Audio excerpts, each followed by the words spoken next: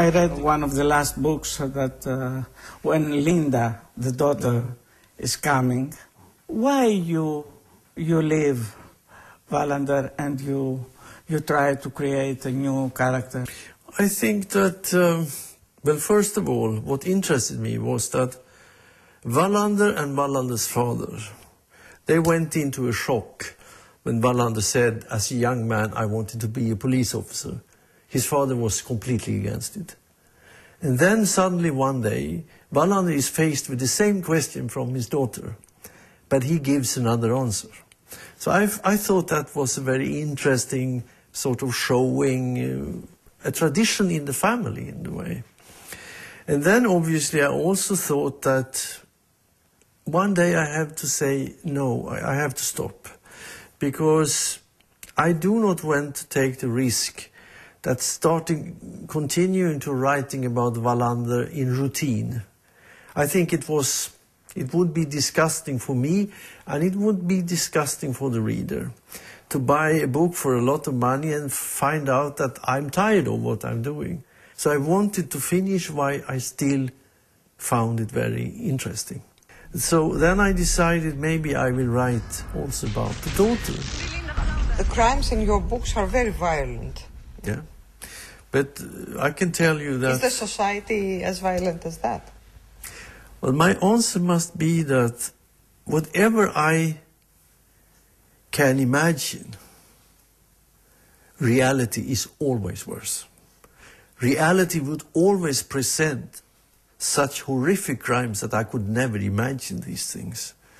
And I can tell you everything I write has more or less happened, but normally much worse than I describe it. So this one's aimed at a stockbroker in London.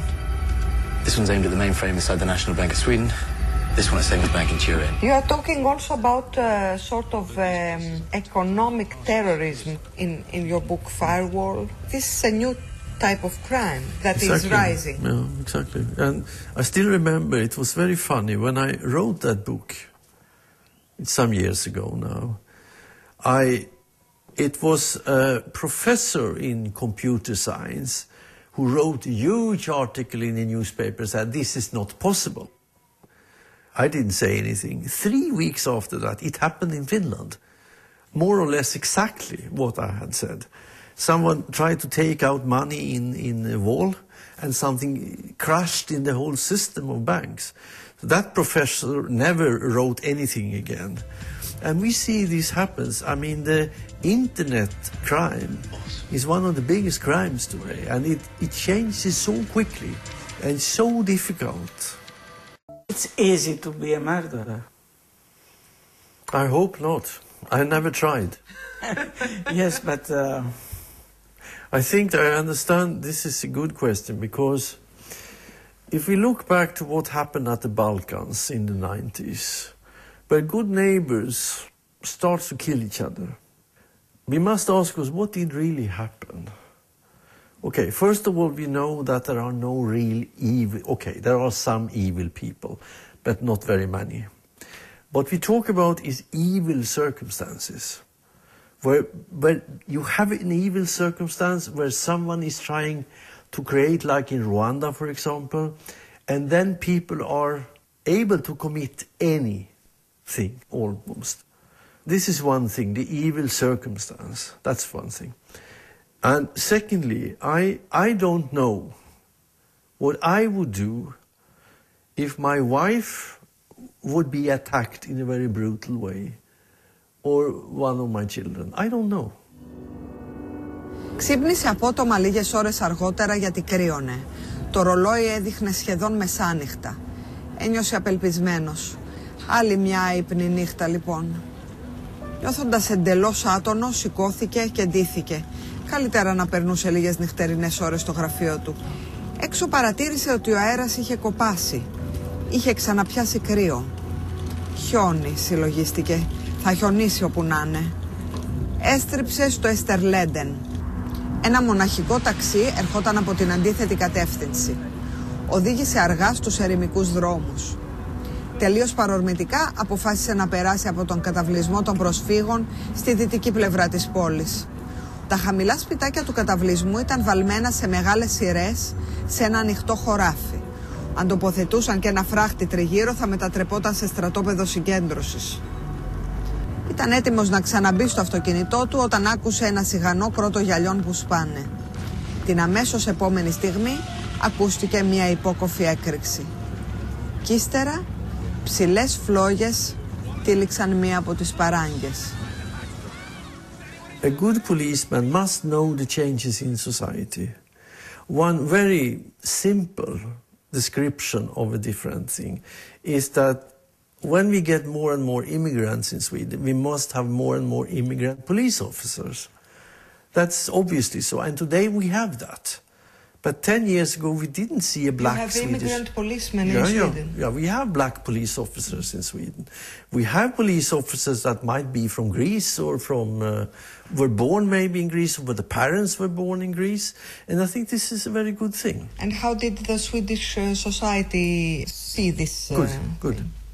It was, there was no xenophobia? No, I mean... Xenophobia comes out that people are afraid of things.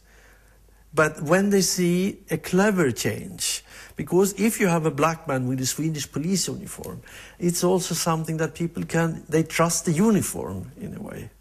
So no, this has worked out quite well. In Western Europe, one has the impression that the state wants to be more tough towards the immigrants and all these problems. I would like to describe this like this. When we ask where is the capital of Europe today, you could say Brussels because of European Union. You could say Paris because of art, or you could say London because of finances, or you can say Greece because of the history. But I say that symbolically, the capital of Europe today is the small island of Lampedusa, south of Sicily. Because we know everyone what's happening there. Every day there are either people living on the shore or dead people. And we must ask us, is this the Europe we would like to have? Or do we need to find another solution to this that is the problem not only for Italy or for Greece, but for all of us? So therefore, I symbolically say, this is one of the biggest questions in Europe today, if Lampedusa is the capital of Europe or not.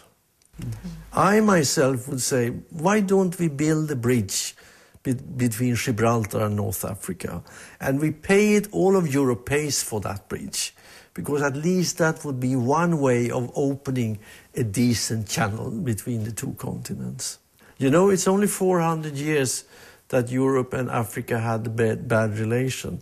Before that, Africa and Europe had a wonderful relation through history. So I hope we are going back to the good times again, when the colonial past is gone forever. And how is it that you went to Africa in 1973, was it, I think? It was early, 70, it was 7. I was only 22 years. Well, it was like this. As a very young author, I realized that I wanted to have a perspective of the world from outside of the European egocentricity. And that brought me to Africa. Why Africa? Well, the cheapest air ticket I could get hold of was to Africa. It could have been Asia, it could have been South America, but I still remember I flew from Portugal to the small country of Guinea-Bissau, that at that time still was a Portuguese colony. Can you imagine? And when I go back to Africa this summer in July again, it is for the same reason, that I believe that by living with one foot in the snow and one foot in the sand, I get a better perspective of the human condition of the world I am living in. And for me, as an author, the most important thing is for me to understand the times in which I am living, because that is what I'm writing about. And I believe that these African perspectives and the European perspective, tells me a lot that I wouldn't see only from Europe.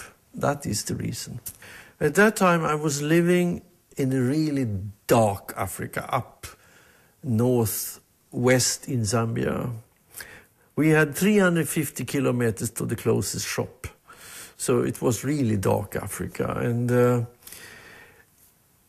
in Mozambique, they were at that time trying to start the first professional theater in the country. And by some strange reasons, they had heard about me.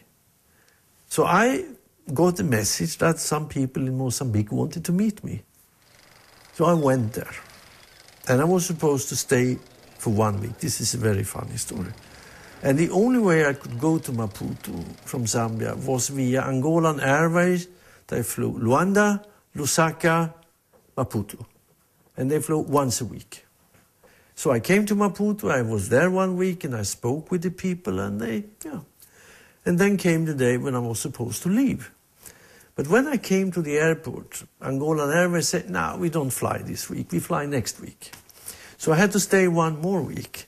And during that week, we came into the discussion so deep that I decided to come back. And this is now 27 years ago. But didn't you feel a sort of white God that comes to teach the black people? I mean, there is a sort of... No, I think I have done one thing right. And that is also why it has worked perfectly well with me in this theater for so many years. And I'm still the only white person. Because I never came with answers. I came with questions. I helped these people to formulate questions. I never came with the answer. Because I understood I have to be the man with the questions here. And that is why it worked. I didn't do the mistakes that Europeans normally does. And this is something that I'm very proud of. And I can tell you that today, if I go out in the street here in Gothenburg and get killed by a car, the theater will survive without me, no problem.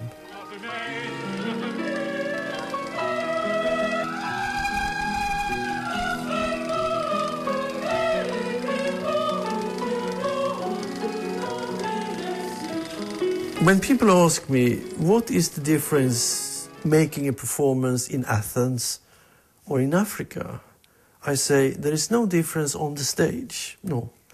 The difference is in the audience. Because our audience could be 50% analphabets that cannot read and cannot write. And that obviously makes the living theater very important.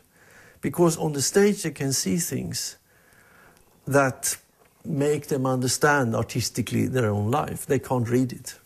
And this is obviously very important. But if I bring some of the black actors to a theater in Athens, they don't speak Portuguese, they don't speak Greek, but they could start work together immediately because actors find out another language. So the difference, if you came to the theater, you would understand everything on the stage without except the language if you don't speak Portuguese, which I don't think you do. But you would understand the movements and everything. So you agree We have with... played, by the way, Lysistrata. Oh, really? It was an enormous success. This is also a bit interesting, if I may speak about that, because you might know, of course, that it was a terrible civil war in Mozambique during the 80s. And I said, well, we should do Lysistrata. And we went to the market where the women are selling fish and everything. And we spoke with these women about this play to make a strike, erotical strike. And they thought it was a marvelous idea. And then I understood, yes, they will understand this play. And then I had to take away everything with the temple and everything because that the people wouldn't understand. So I placed Lysistrata on the market. My Lysistrata was selling fish, actually. But then we played the play of Aristophanes. And I'm quite sure that Aristophanes in his heaven was doing like that. And then something magical happened. We had decided to stop. It was an enormous success. Full houses. People loved it. But we had decided to stop playing, I think it was the 4th of October, 1992. We had decided this must be the last day. The same morning, the peace treatment were signed in Rome. So before the performance, I spoke with the actress that played Lysistrate, and I said to her, when the performance is over and there is the applause, you shall raise your hands and say to the audience, as you know, there is a peace treatment agreement today. But I promise you, if necessary, we will start playing this play again. And then it was completely silent. Everyone was so moved. And then they started to applaud. I will never forget that. It's one of the happiest moments in my life, really.